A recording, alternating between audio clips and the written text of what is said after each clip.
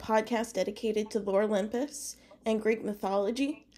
In this episode, we're discussing chapter 173, See You in Court, Open Plots, and Cookies, and we'll be continuing the Greek myth of the Taking of Persephone. Find us on SoundCloud at Lore and Laughs Podcast and on YouTube under Lore and Laughs. I'm Sarah, otherwise known as Hekate.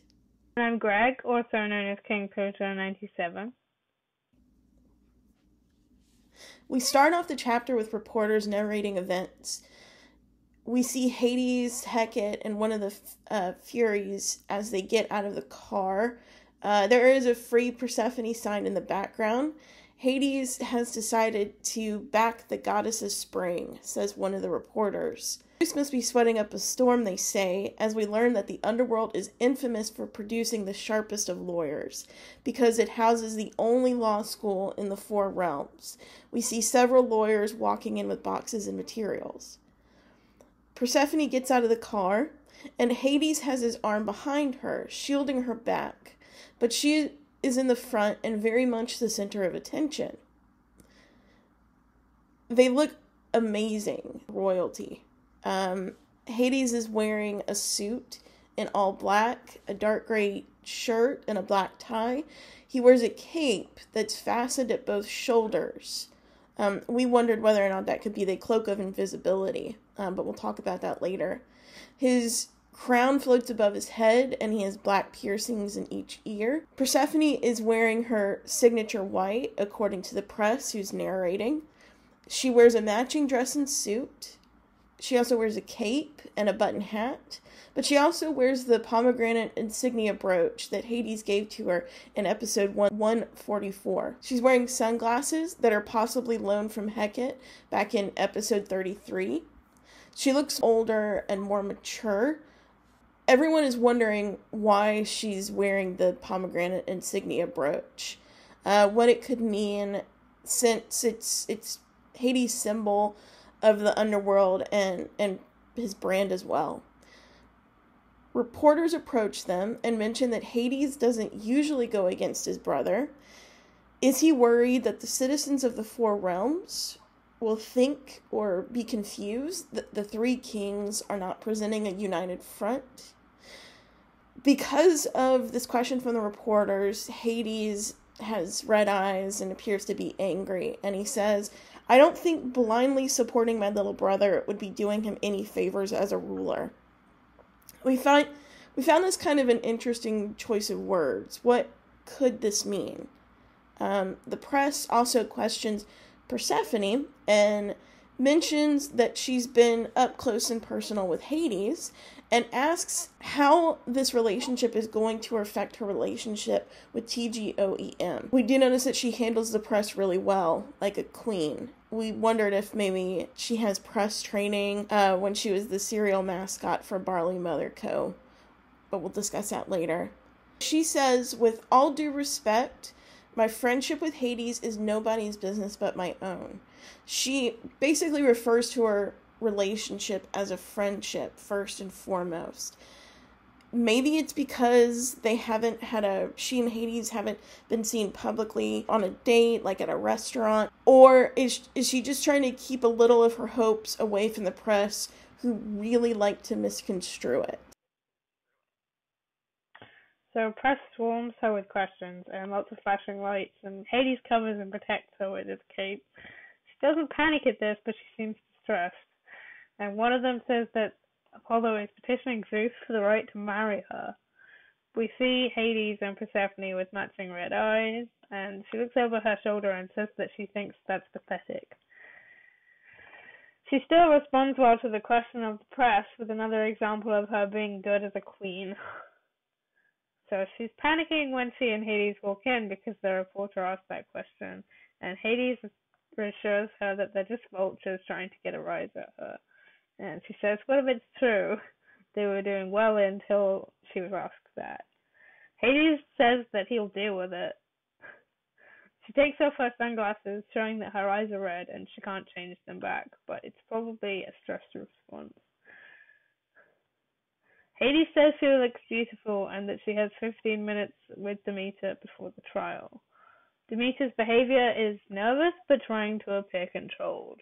She's in the conference room with handcuffs on.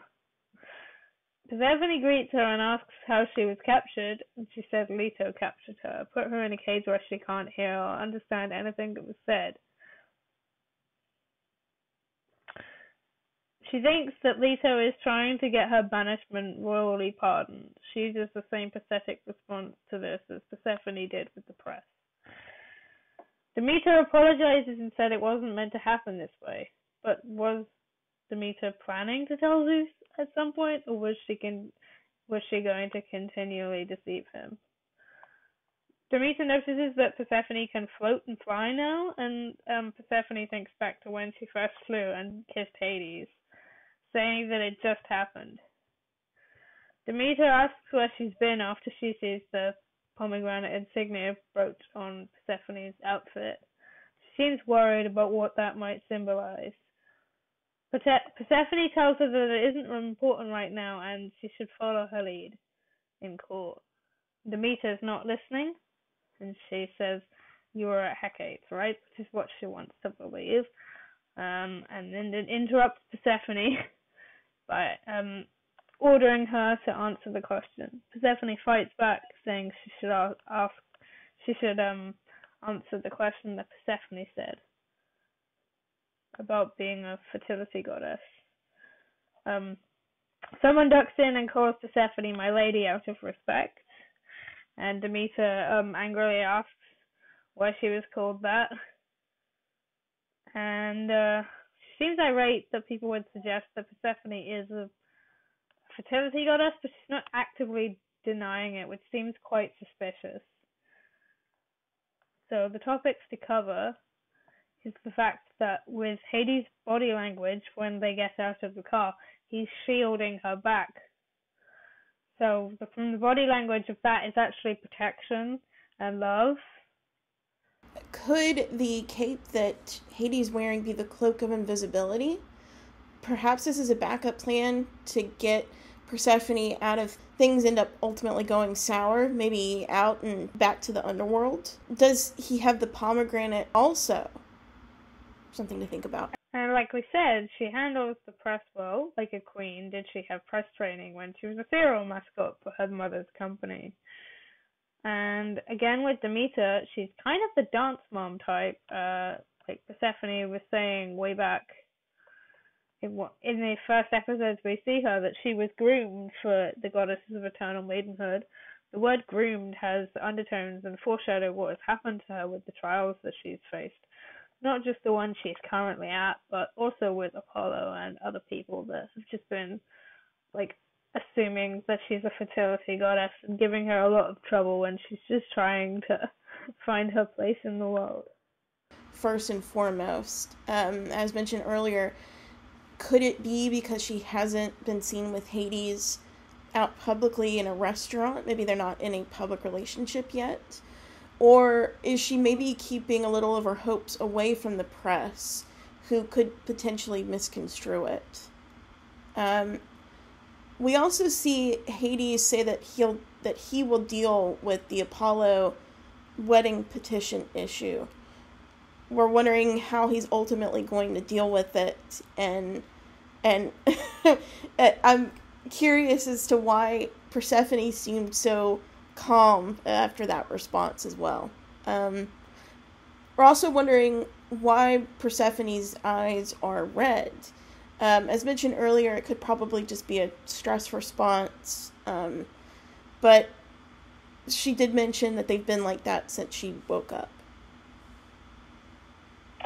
So when that person ducks in and calls Persephone "my lady," I think they're probably doing it out of respect, but again, Demeter seems to be bothered. Ducks in and calls Persephone "my lady," I think they're probably doing it out of respect, but again, Demeter seems to be bothered that Persephone's been treated as a grown goddess because she's been treating Persephone like a young child. But then both Demeter and Persephone get referred to as "my lady" in the next chapter. So I think it's probably the fact that other people are treating Persephone as an adult goddess rather than a young, inexperienced child that Demeter has continually treated Persephone like. So we're continuing with the myth of the taking of Persephone.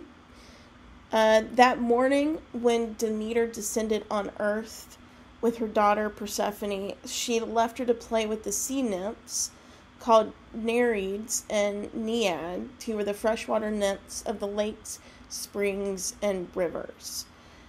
Persephone danced her way to the garden alone and tried to pluck the narcissus from the bosom of Gaia. It drained her energies, as the narcissus only came out after a lot of pulling.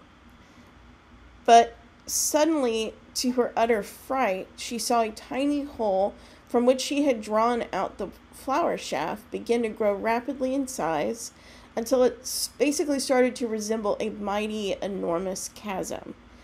From this came the vigorous, galloping sounds of multiple horses and such sudden happenings that only froze the frail beauty to her feet. Out of all of her friends, only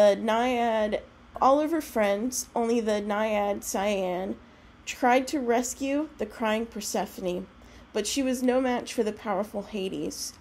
Upset about her friend's kidnap, Cyan melted into a pool of tears and formed the river Cyan at the spot. Demeter rushed back to where she had left her daughter, and only found the Cyan River where the other nymphs were weeping. Worried as she was, she asked all the whereabouts to her beloved daughter. Nobody could tell her anything at all, and furious that they couldn't protect her child, she cursed the nymphs into becoming heinous women with plumed bodies and scaly feet called the Sirens. It was only the river Cyan who helped her by washing over the belt of Persephone, indicating that something gravely wrong had happened. Demeter went mad and hunted for her daughter everywhere. The myth says that she even disguised herself as an aged lady with a lighted torch in her hands, roaming the earth for 9 days and 9 long nights.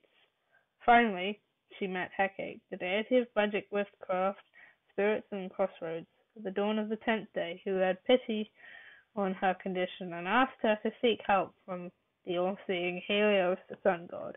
Helios then told Demeter about how Hades had dragged Persephone into the underworld.